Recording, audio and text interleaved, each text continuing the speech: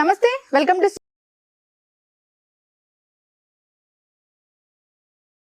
నమస్కారం అండి. నేను doctor Pradeep Vajja, MD physician and also I'm a register endocrinologist, Bhaskar hospital, Shapur అండి.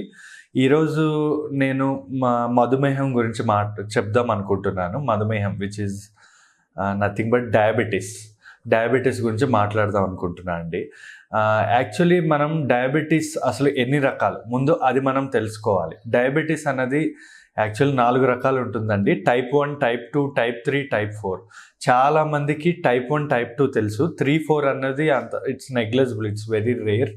సో మనం దాని గురించి డిస్కస్ చేయాల్సిన అవసరం లేదు. సో మనం ఫస్ట్ తెలుసుకోవాల్సింది టైప్ 1 అండ్ టైప్ 2 డయాబెటీస్. దాని ప్రకారమే మనం ట్రీట్మెంట్ ఇచ్చుకోవాలి. చాలామంది అంటే ఇప్పుడు ఫర్ ఎగ్జాంపుల్ థైరాయిడ్ అన్నది ఎలాగ 2 రకాలు, హైపర్ థైరాయిడ్, రెండిటికి 2 డిఫరెంట్ ట్రీట్మెంట్స్. అలాగే షుగర్లో కూడా టైప్ 1, టైప్ 2 అన్నది ఖచ్చితంగా మనం తెలుసుకొని దాన్ని బట్టి మనం ట్రీట్మెంట్ ఇవ్వాలి. లేదంటే మనం ఇచ్చే ట్యాబ్లెట్స్ వల్ల షుగర్ తగ్గకపోవచ్చు. సో మనం very important to know what it is, అంటే టైప్ 1, టైప్ 2 అన్నది తెలుసుకోవాలి. అది మనం మ్యాక్సిమం డాక్టర్స్ సిమ్టమ్స్, సైన్స్ బట్టి డయాగ్నోస్ చేస్తామండి. అది టైప్ 1, టైప్ 2 అన్నది సిమ్టమ్స్ బట్టి మనకు తెలిసిపోతుంది. సో మనం డాక్టర్ దగ్గరికి ఫస్ట్ టైం వెళ్ళడం కంపల్సరీ, ఇట్స్ వెరీ ఇంపార్టెంట్ అనమాట. దాన్ని బట్టి ఒక మంచి ఎండి ఫిజిషియన్ కానీ ఎండోక్రైనాలజిస్ట్ కానీ వెళ్ళి కలిస్తే ఆయన మీది ఏ రకమైన డయాబెటీస్ అన్నది చెప్పి మీకు ట్రీట్మెంట్ అన్నది స్టార్ట్ చేస్తారు. ఇప్పుడు మనకి సిమ్టమ్స్, సైన్స్ అని చెప్పాను కదా. సిమ్టమ్స్, సైన్స్ అంటే వ్యాధి యొక్క లక్షణాలు బట్టి అది మనం టైప్ 2 అన్నది, టైప్ 1 అన్నది డివైడ్ చేస్తాం. వ్యాధి లక్షణాలు, సైన్స్ అంటే మేము పేషెంట్లో చూసేదాన్ని సైన్స్ అంటాం. దాన్ని బట్టే మనం అది ఏ రకం డయాబెటీస్ అన్నది తెలుస్తుంది.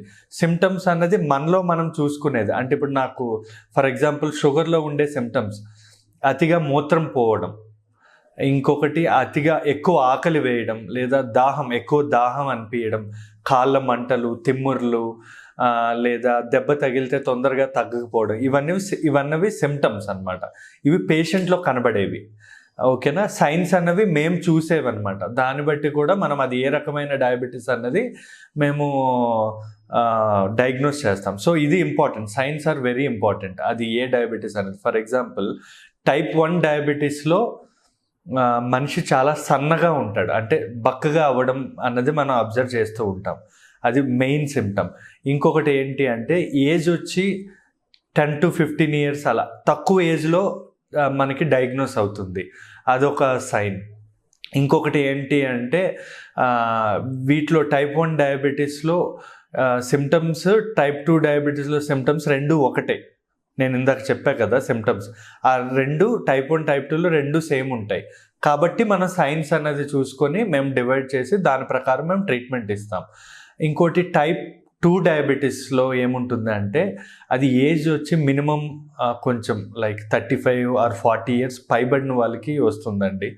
ఇంకా దీనిలో లైఫ్ స్టైల్ మోడిఫికేషన్ సరిగా లేని వాళ్ళు, స్ట్రెస్ ఇండ్యూస్డ్, బాగా స్ట్రెస్ వల్ల, జంక్ ఫుడ్స్ వల్ల, ఒబీస్ లావుగా ఉండడం వల్ల, ఈ సైన్స్ అన్ని టైప్ 2 డయాబెటీస్లో ఉంటుందన్నమాట.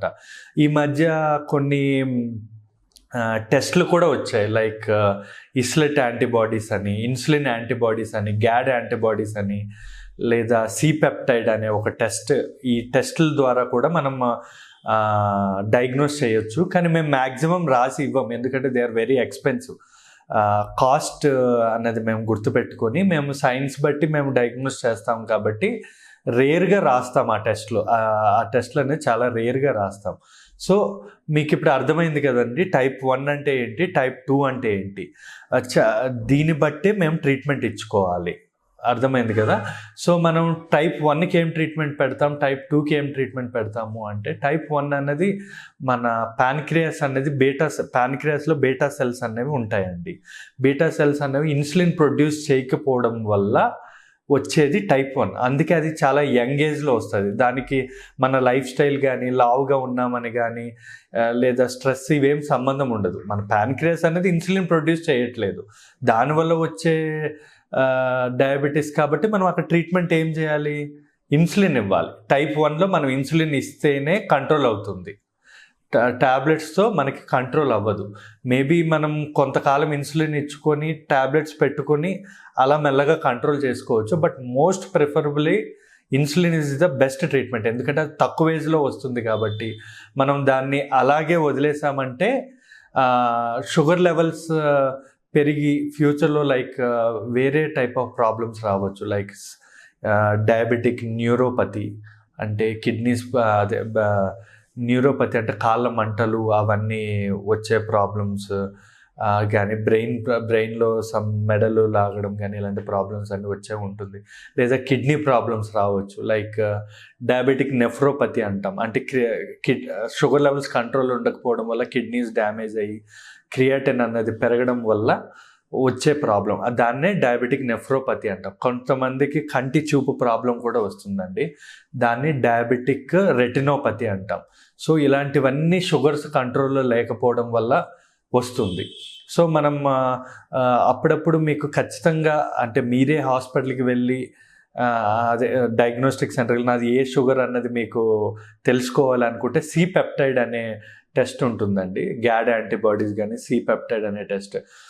అది ఒకవేళ C-పెప్టైడ్ అన్నది పెరిగితే ఇన్సులిన్ అన్నది కరెక్ట్గా ఉంది అని అర్థం. అంటే ఇన్సులిన్ ప్రొడక్షన్ అనేది కరెక్ట్గా మన ప్యాన్క్రియాస్ అనేది ప్రొడ్యూస్ చేస్తుంది అని అర్థం. దాన్ని బట్టి మనం ఇన్సులిన్ ఇవ్వాల్సిన అవసరం లేదు, ట్యాబ్లెట్స్ ఇచ్చుకోవచ్చు. అది టైప్ 2 అన్నట్టు డిసైడ్ అవుతాం. ఒకవేళ C-పెప్టైడ్ తగ్గింది అంటే ఇన్సులిన్ అన్నది ప్రొడ్యూస్ అవ్వట్లేదు అని అర్థం.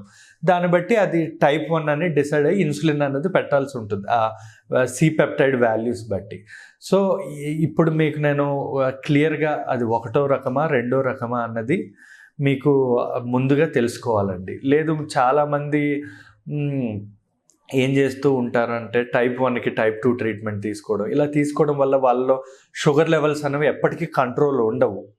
ఇంకొకటి మనం చాలా చూసుకోవాలి షుగర్లో ట్యాబ్లెట్స్ ఇచ్చేటప్పుడు. ఫర్ ఎగ్జాంపుల్ ఫాస్టింగ్ షుగర్స్ లేదా పోస్ట్ ప్రార్డినల్ షుగర్స్, అంటే తినకముందు షుగర్స్, తిన్న తర్వాత షుగర్స్, ఈ రెండు చాలా ఇంపార్టెంట్. ఎందుకు అంటారా, తినకముందు షుగర్స్ తిన్న తర్వాత షుగర్స్ ఎలా ఉంటున్నాయి అన్న దాన్ని బట్టి HbA1c, మీన్వైల్ మనం HbA1c కూడా చెక్ చేయించుకొని ట్రీట్మెంట్ అన్నది స్టార్ట్ చేస్తాం. ఫర్ ఎగ్జాంపుల్ తిన్న తర్వాత కొంతమందికి షుగర్ లెవెల్స్ ఎక్కువ ఉంటాయి, దాన్నే పోస్ట్ ప్రార్డినల్ డయాబెటీస్ అంటాం. అది ఎక్కువ ఉంటే మనం కొంచెం మీరు వాడుతూ ఉంటారు, మీకు తెలిసిందే కదా ట్యాబ్లెట్స్, మెట్ఫోర్మిన్ అని, గ్లిమిప్రైడ్, ఒగ్లిబోస్, ఇలా చాలా ట్యాబ్లెట్స్ ఉంటాయి. లేదా పయోగ్లిటజోన్, లేదా